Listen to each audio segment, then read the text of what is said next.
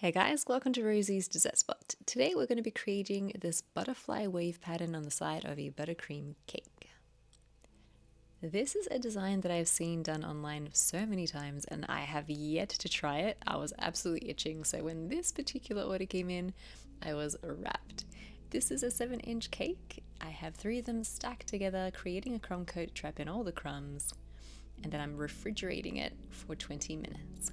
When it's nice and set, you can apply that final layer of frosting.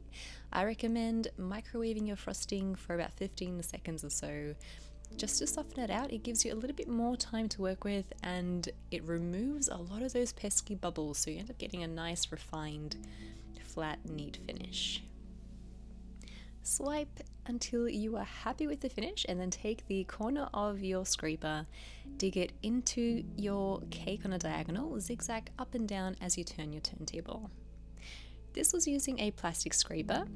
Inside the waves you couldn't see it, but I saw lots of little bubbles and it really bothered me, so I undid the whole thing down to the crumb coat, microwaved my frosting one more time, and then applied it again.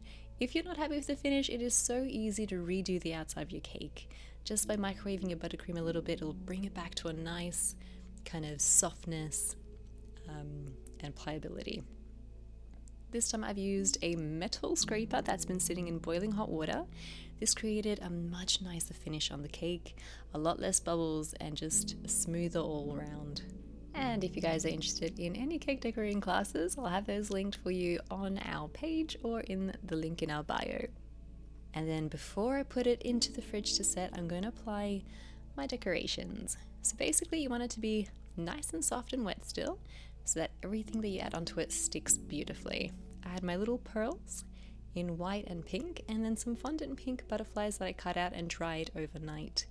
I dried them in folded A4 paper so that they had a bit of shape to them, and then applied them to the wave on a diagonal so that the wave kind of gave it movement as if it was traveling in a particular direction.